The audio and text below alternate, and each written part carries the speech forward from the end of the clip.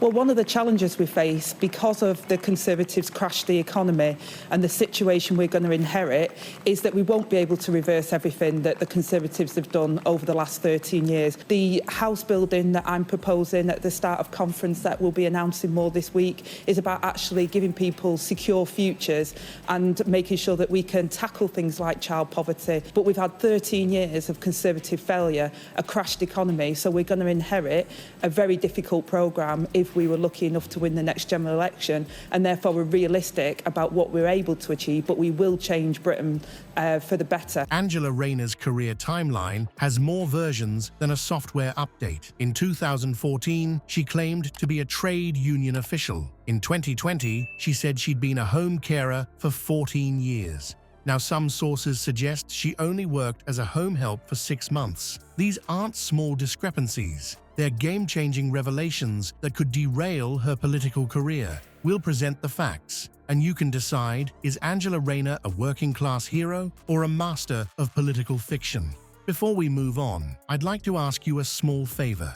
If you appreciate this content, please take a second to like this video and subscribe to the channel. Over 98% of you watch the videos without subscribing. It costs you nothing, but it makes a huge difference to us. So, did you click the subscribe button? Great, thank you so much. Now back to the video. Angela Rayner's career timeline has become a topic of heated debate, with her public statements painting a picture that's increasingly hard to reconcile with official records. We'll know somebody at the moment who is trapped either in rented accommodation or they're in, substandard accommodation or they're in temporary accommodation because we don't have the social housing we need in this country. Well, yes, you say you want decent homes for everybody, but you're the one that decided that Labour Lords should vote against the government's nutrient neutrality plans, which they claim would have seen 100,000 new homes built. To get round the table to make that happen, we put an amendment down which could have delivered on the programme. The government weren't listening.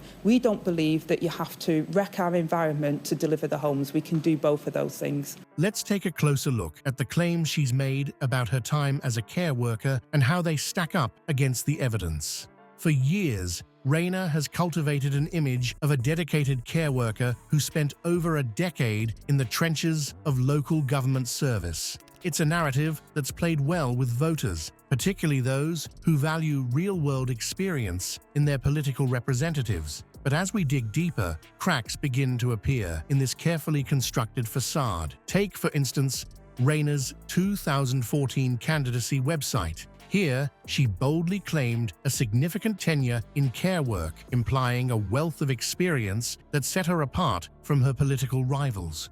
Fast forward to 2020, and we find Rayner waxing nostalgic on Facebook about her 14 years' service in local government. It's a touching sentiment, one that reinforces her image as a public servant with deep roots in her community. But here's where things get interesting. Official records from Stockport Council tell a markedly different story.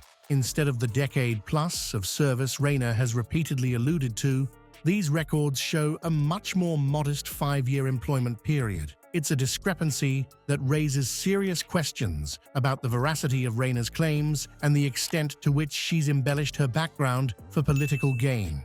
Now, you might be thinking, surely there's a simple explanation for this. Perhaps Rayner worked in other capacities within local government that aren't reflected in these records.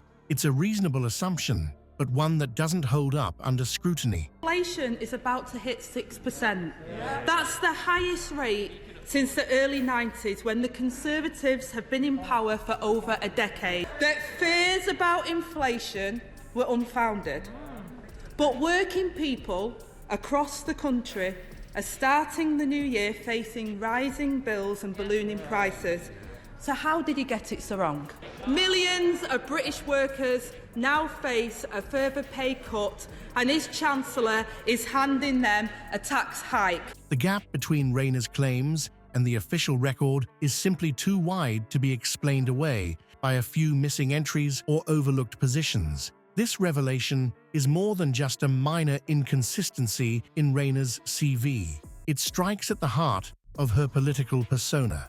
Rayner has long positioned herself as the voice of working-class Britain, someone who understands the challenges faced by care workers and other public sector employees because she's lived that experience.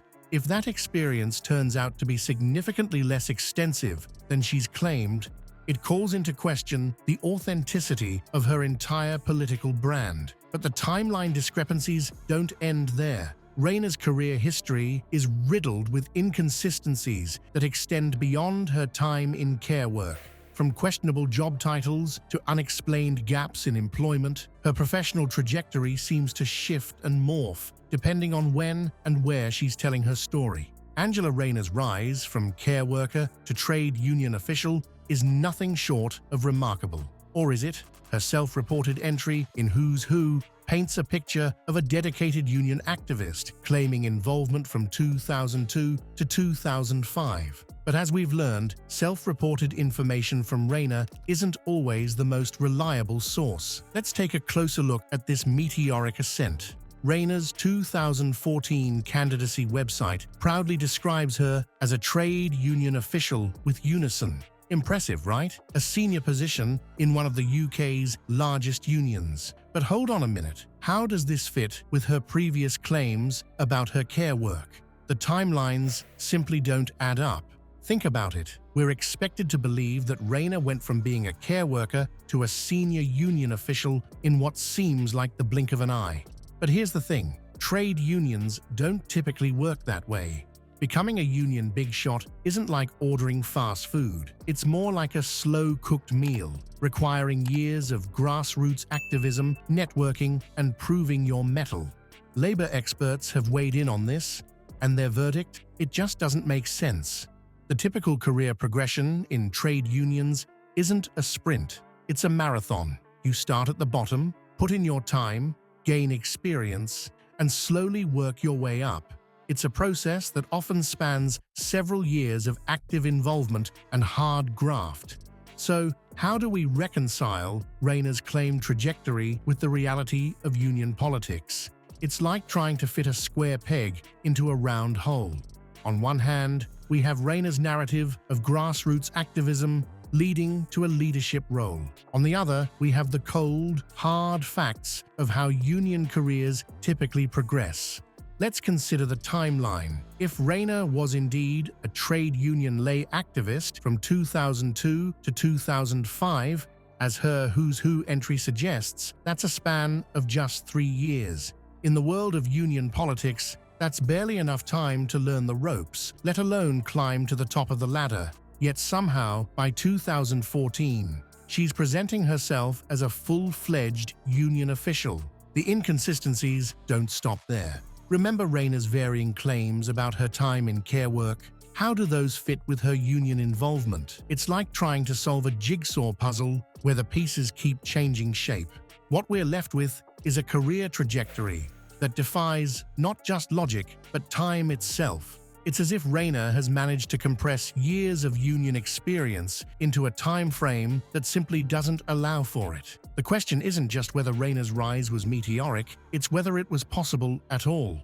Angela Rayner's career claims aren't just bending the truth, they're shattering it. But the implications of these revelations stretch far beyond one politician's credibility. They raise serious questions about Labour's integrity and the state of British politics as a whole. History shows us that when politicians' backgrounds are called into question, it can lead to a devastating loss of public trust. And in today's political landscape, that trust is more fragile than ever. For Labour, a party trying to position itself as the voice of working-class Britain, Rayner's embellishments could be particularly damaging. The potential fallout from this scandal goes beyond just Rayner's political future.